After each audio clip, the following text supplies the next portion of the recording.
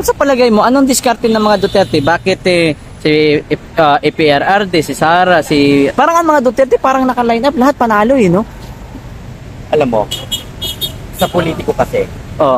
ang unang tinitingnan ng tao, yung nagawa na. Oh. Gumawa ka ng kasamaan, ang daming nakatakip sa'yo. Ganun dito sa Pilipinas. Maniniwala ka pa sa sinasabi ni Trillanes na nagpapalik po sa mga Marcos. Eleksyon. Oh. Kung laitin yun ng mga Marcos, wala ulo pa hanggang pa. Ano yun Walang halaga. Ano yan, Bunyango yun Bunyango Sino? Trillanes. Si Trillanes. Bakit? Ang laki ng tiwala ko nung araw dyan. Dati pala naging supporters ka ni Trillanes? Ang awang yan. 100%. Talaga? Naging supporter ako niya. Si Trillanes. Ngayon. Kaya ako may ID ganito. Nang dahil sa kanya. Ano bang ID mo? Sabi ko nga lang, Ano bang ID mo? Yung Kadamay. samahan ng katabayang, samahan at damayang may hirap. may ganyan ka. Oo. Ngayon, nung ginawa niya mga kabalbalan niya sa Senado, nawalan na ako ng tiwala sa kanya. Kung siya tumakbo this coming election, kasi tatakbo talaga yan. Maaring tatakbo talaga yan. Anong palagay mo? Mananalo kaya yan? Hanggang takbo na lang ang gagawin niya. Boboto mo pa kaya? Wala na siya mapapat. Sa totoo lang. Sa palagay mo, mananalo yan? Sa 100% pare, 10% lang ang pag-asa niyang manalo. Ang liit naman. Kaya. Oh, yun na. Ako, mga 5% lang. 10% lang. Bro, good Tapos sa palagay mo mananalo si Trillanes. Malabo ngayon. Sa kanya 10%, sa akin 5%. Sa 100% pare, Kahit 10% lang ang pag-asa niya. Ha? 10% lang. 10%. Oo. Hindi mananalo. Hindi mananalo. Ibig sabihin ngayon sumasabay lang. Sumasabay lang sa niya sa Nagsisip-sip lang yun. sistema ng kalakaran. Kung sinong, malakas si ganito, kailangan puntahan natin para... Pero yung hindi ko talaga Pero ang totoo makalimutan, nun, during the election, ang panglalait siya sa mga Marcos, hindi ko talaga makakalimutan niya. Sinisigaw niya na, magnanakaw, mamatay tao, mandarambong, lahat yan. Tapos ngayon, Ngayon, nagsisip-sip sa mga Marcos. kumakampi. kasi Kumakampi para makakuha, makabuelo. Kasi malapit na election 2025, Malapit na no? election. Para siyang aso na nagbabalik pa ng tupa. Pero kunwari lang. Kunyari lang yun. January lang yun. Hindi Pero- totoo yun. Hindi totoo. Hindi totoo yun, kalukuhan yun. Hindi lang yun. Oo.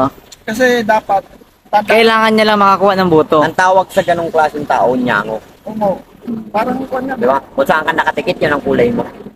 Pero pagka kasi malaki ang posibilidad. Siguro nasa 80 to 90% na si Duterte tatakbo yan. This coming election 2025. Sa palagay mo mananalo si Huwag lang Duterte? silang magsabay ng anak niya. Hindi talaga magsasabayan kasi si Sara Vice President. Ngayon siya Marami. Siguro kung pwede akong bumoto na 10 beses, gagawin ko yun. Oo. Totoo yun. sa palagay mo mananalo kaya in this coming election 2025 kung tumakbo siya Lamang senador? na lamang yun. kahit hindi sa mga empat. Oo, kahit hindi mangampan niya yun. Kahit marami ang Umupulan yun sa naniniras Mindanao. kanya. At nalaman ng taong maging presidente yun, matik na yun. At yun, sino? Pero sa palagay mo ngayon ang image ni Duterte kumbaga yung tiwala ba ng tao nawala na or nandiyan pa din? Natutong parira, normal lang sa atin yan. Normal sa ating Pero Pilipino yung yan. tao na Di ba? gano'n, sabi ko na Ito na lang ang sample eh. Politiko ka, politiko ako. O ilagay natin dito sa kalsada. Oo. Masayista ako, masayista ka. Nakita ko marami kang customer. Para makuha ko yung customer mo, sisiraan kita. Oo, tama. Parang politiko lang yan. Politika talaga na, tama. Politiko lang yan. So hindi natin masasabing, hindi mo naman pwedeng sabing ang ganda ng ginawa ni Duterte, ganito, ganyan. Politiko ka eh. Oo. Tatakbo ka rin eh. Kalaban mo. Kakalabanin mo siya eh. Kailangan mo siya sirain. Kung anong magandang ginagawa niya, pupunta ka doon. Babalagbag ka ron. Para kahit paano, Kumuha siya ng oo, simpatya. kumuha siya ng simpatya sa tao. So alam nating lahat na tira ng mahin ni Duterte. Wala. Sa palagay mo, anong diskarte ng mga Duterte? Bakit si PRRD, si Sara, parang ang mga Duterte parang naka-line up, lahat panalo no? Alam mo, sa politiko kasi, Oh. ang unang tinitingnan ng tao, yung nagawa na. Oo. yung Diba? may ebidensya. May ebidensya. Pare, sa mundong to, mas marami ang mahihirap kaysa sa mayayaman. Kaya pag tinapatan ng mahihirap ang mayayaman, walang magagawa yun. Maraming Yun, yun. nakinabang. Maraming nakinabang na mahihirap doon sa pinagdagagawa niya. Oo. So ngayon, Kaya parang ang boto, 1:1 din yan. 1:3. Hindi pwede isang boto mo lang. Oo. Kaya nga sabi ko nga sa'yo, kung pwede akong bumoto ng 10 beses, pwede Bumoto ka. gagawin yun. Ako nga, 1:3. 10 lang sa'yo. Ako kung 100, pwede ka bibigay na boto. Kasi, Aray ko. pero kung sa, naramdaman mo kasi sa kanya yung ano, yung, isipin mo, ngayon, matutulog ka rito, huwag Oo. ka katiwala. Yan. Sa ngayon, subukan mo matulog dito. Dito lang, kahit dito lang, tanggalin ko yung aso ko. Bukas wala na yung gamit mo, gabi. Panahon ni Duterte, kahit tumihaya ka dyan, lang pakialaman tao. Gumawa ka na masama. ngayon kung sakasakali kaya tumakbo yan, sigurado yan. Malamang ka malamang. Doon pa yan. Kaso mo nga lang, sabi mo, matanda na ngayon. Matanda na. Kawawa sana, no?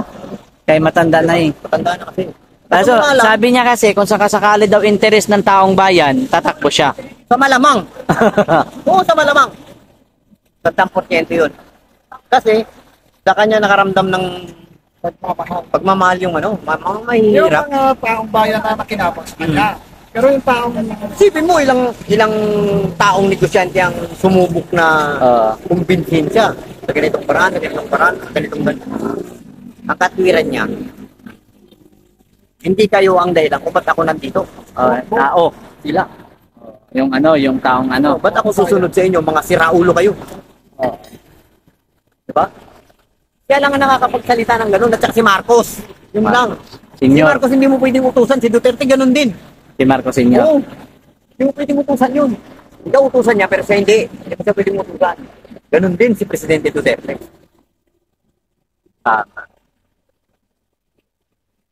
Lupit. Ikaw, sir. What's your opinion about?